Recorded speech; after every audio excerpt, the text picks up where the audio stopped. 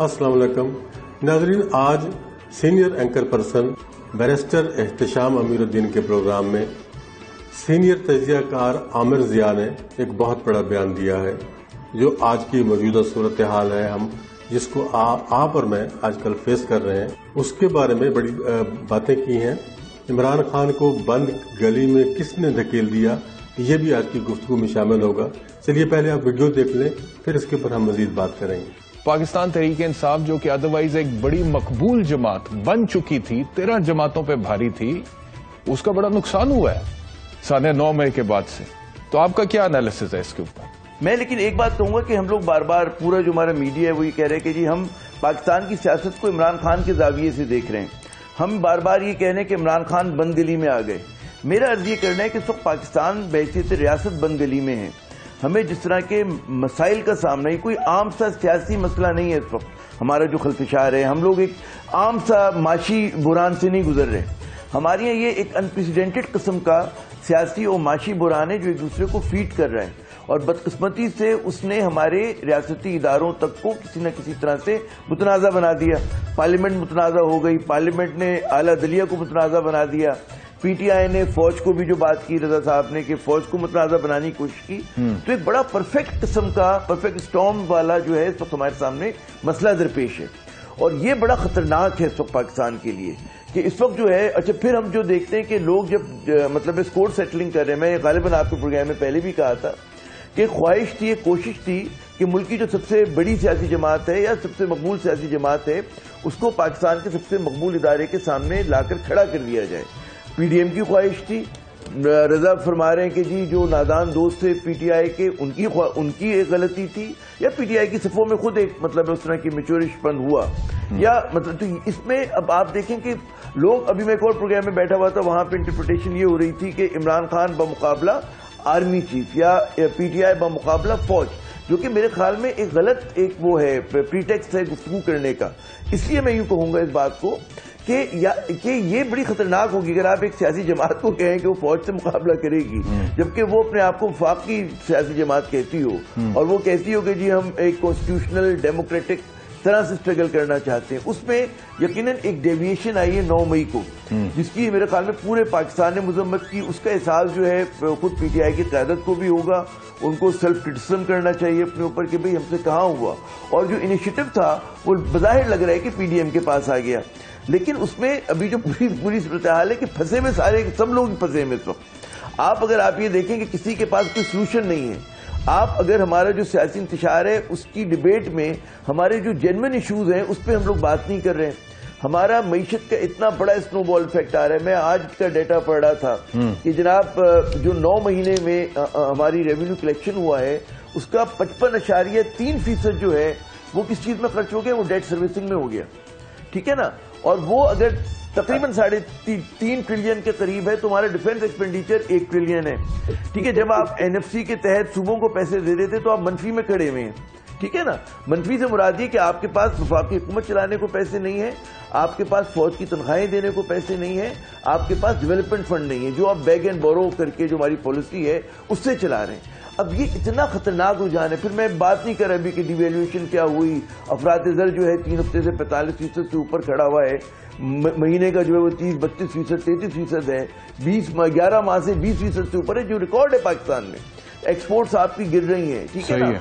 आपके पास कोई नजर नहीं आ रहा रिस्ट्रक्चर करने को चीजें, उसमें हम लोग फंस गए हैं इस चीज में। और जहां पर हमारी क़यादत को बजाय इसके कि इस वक्त जरा सा स्टेप बैक करे, मैं इस बात को दोहराऊंगा, मैंने कहा जगह और भी कहा कि इस वक्त वक्त आ गया इमरान खान रहम करें अपने ऊपर भी, पाकिस्तान पर भी, पीटीआई पे भी। 10-12 दिन को वो छुट्टी कर लें।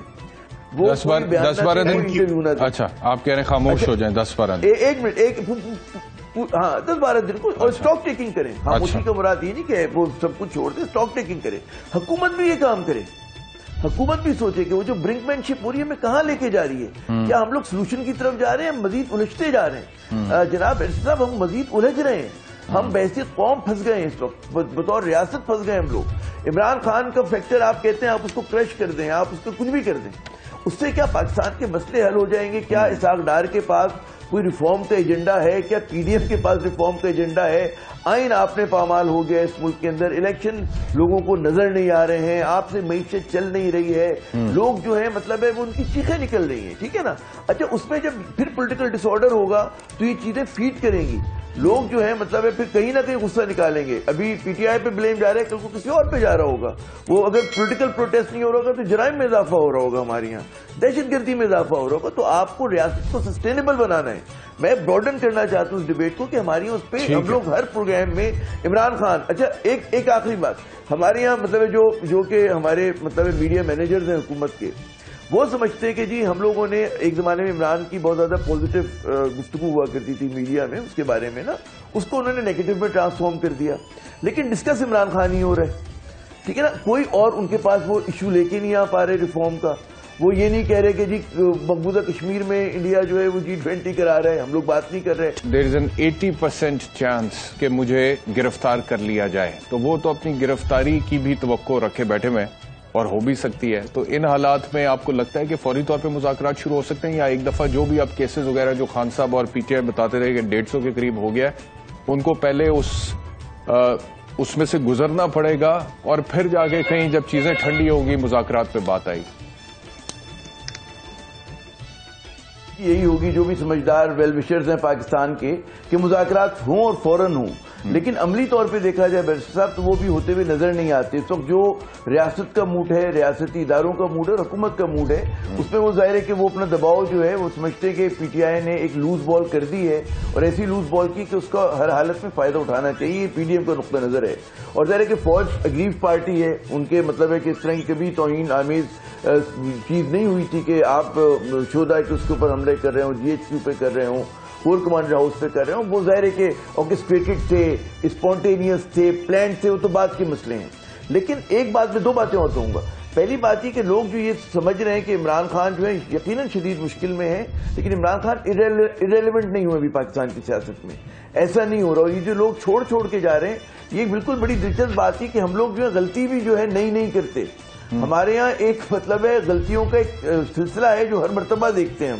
کہ آپ ماضی میں بھی دیکھیں اسی طرح ہوتا تھا، جو پارٹی زیر اعتاب آتی ہے اس میں سے ڈسیڈنٹس ہوتے ہیں، اس میں کچھ چھوڑ کے جانے والے ہوتے ہیں، لیکن اس کا اثر نہیں پڑتا جو آپ کا مین باڈی ہوتی ہے پولیٹیکل پارٹی کی. پیپلز پارٹی، جتوئی صاحب، کھر صاحب، آپ بے شمار نام لیں. پھر پیپلز پارٹی پیٹریوٹ بنی. پھر ہم نے دیکھا نون لیگ سے جناب پی ایم ایل کیو بن کے سامنے آئی ہمارے، ٹھیک ہے نا. شیخ رشید صاحب الگ ہوئے، تو بہت سارے لوگ الگ ہوئے، لیکن نون لیگ اپنی جگہ قائم ہے. تو یہ کوئی حل نہیں ہوتا کہ آپ سمجھے کہ پارٹی سے اگر ڈیسیڈنٹ چلے جائے. اور ابھی جو پی ٹی آئی ہے وہ کوئی ہماری اسٹرکچرڈ پولیٹیکل پارٹیز نہیں ہے. شخصیت کی بنیاد پہ سیاسی جماعتیں ہوتی ہیں یا ڈائنسٹک پالیٹکس کے حوالے سے ہوتی ہیں، جو کہ باقی دو پارٹی ہیں، اور پی ٹی آئی کے اوپر ایک شخصیت حاوی ہے. تو جو ان کا ایک پاپولر سپورٹ بیس ہے وہ ویسے ہی قائم رہے گا. لیکن جب الیکشن میں جائیں گے یہ لوگ، اگر الیکشن ہوتے ہیں اور جب بھی ہوتے ہیں، تو اس میں یقیناً ہوتا ہے کہ الیکٹیبلز کہاں جا رہے ہیں. ہماری سیاست کی کچھ مجبوریاں یا ہماری سیاست کی بساط اس طرح بچھائی جاتی ہے کہ اس میں صرف مقبولیت کافی نہیں ہوتی ایک رہنما کی، اور بھی بہت سارے عوامل ہوتے ہیں جس میں الیکٹیبلز ایک ریئلٹی ہیں. اور ہماری جو 60% نشستیں ہیں وہ کسی نہ کسی حوالے سے موروثی ہیں کانسٹیٹیوئنسی کے اندر. اگر آپ بیس کر کے آپ بات کریں تو وہاں پر عمران خان کو ظاہر ہے کہ جو وہ نتائج لے سکتے ہیں اپنی مقبولیت کے باوجود، وہ غالباً نہ لے پائیں. اگر اس سے کہتے ہیں نا آج اس طرح روٹھی ہوئی ہے اسٹیبلشمنٹ اور ادارے ان سے ناراض ہیں، تو ان کے لیے یہ کام مشکل ہو جائے گا. تو عمران خان کو گرفتار ہوتے ہوئے دیکھ رہے ہیں، باقی دوست بھی گرفتاری ہوگی عمران خان کی بالکل. مطلب اس میں کوئی بالکل ہو سکتی ہے، بالکل امکان ہے. بڑی دیکھیں شدید خواہش ہے. بعض شریف خاندان کے جو بعض وہ ہیں افراد ہیں، وہ سمجھتے ہیں کہ جی پلڑا اسی وقت بھاری ہوگا جب عمران خان گرفتار ہوں گے. اچھا اب یہ جو رانا ثناء اللہ کا آپ نے کلپ بتایا کہ جی مقدمات قائم ہوتے، تو مقدمات جو بیشتر جن کے تحت گرفتاریاں ہوئی، آپ مجھ سے بہتر جانتے ہیں کہ وہ تمام کے تمام کچھ پیپلز پارٹی نے نون لیگ پہ بنائے، کچھ نون لیگ نے پیپلز پارٹی پہ بنائے. زیادہ تر مقدمات وہی تھے. اچھا اب ایک اور بات میرے خیال میں جو ہائی لائٹ ہونی چاہیے آپ کے پروگرام کے توسط سے، آپ تو خود ایک لیگل مائنڈ ہیں، ون آف دا ایکسپرٹس ہیں، کہ یہ جو ایک غلطی کر رہے ہیں کہ جی پولیٹیکل ایکٹیوسٹ، بے شک اس نے تشدد کیا، لا اینڈ آرڈر کا مسئلہ کریٹ کیا، وہ اور ایک جو دہشت گرد ہوتا ہے، دہشت گرد ہم تعریف جو سمجھتے ہیں کہ جی وہ سوسائڈ جیکٹ پہنی ہوگی، کلیکشن لے کر آ رہا ہوگا، بومبنگ کر رہا ہوگا، جس کو آپ ہماری سیکورٹی ایجنسیز کے زمانے میں بلیک ٹیررسٹ کہتے ہیں، بلیک اس کو کلر دیتے ہیں. ان میں اور پولیٹیکل ایکٹیوسٹ میں آپ کو تفریق رکھنی چاہیے. تو جو آرمی، جیسے میں نے سپورٹ اس زمانے میں بعض ہمارے دوست جو تھے رضا رومی جیسے ہمارے جو لبرل، جن کو میں مذاق میں کبھی کہتا تھا کہ جی نیم پختہ، کبھی میں نے فیشسٹ نہیں کہا، ٹھیک ہے نا، تو وہ کہا کرتے تھے جی ملٹری کورٹ نہیں ہونی چاہیے، اور ہم جیسے لوگ کہتے تھے کہ جی دہشت گردی کے خلاف، کیونکہ دہشت گرد جو ہے وہ دنیا کو پریشر میں لے کر آ جاتے ہیں، وکلا کو دھمکی دیتے ہیں، وٹنس کو دھمکی دیتے ہیں، جو اس طرح کے بالکل بلیک ٹیررسٹ ہیں، ان کو they should be tried in the military court. لیکن یہاں پر پولیٹیکل ایکٹیوسٹ کو آپ جب کر رہے ہوں گے تو آپ کو تفریق کرنی چاہیے میرے خیال میں. اور پارلیمنٹ جس راستے پہ جا رہی ہے، کیونکہ ایک تو دیکھیں ٹرنکیٹڈ پارلیمنٹ ہے، مکمل پارلیمنٹ بھی نہیں ہے ہماری. بالکل ٹھیک ہو گیا، آپ کا نقطہ آ گیا. لا میکنگ کر رہی. جی دوستوں، آپ نے یہ گفتگو سنی. اصل میں حکومت کے جو اعلیٰ ایوان ہیں ان میں بڑی فرسٹریشن چل رہی ہے آج کل.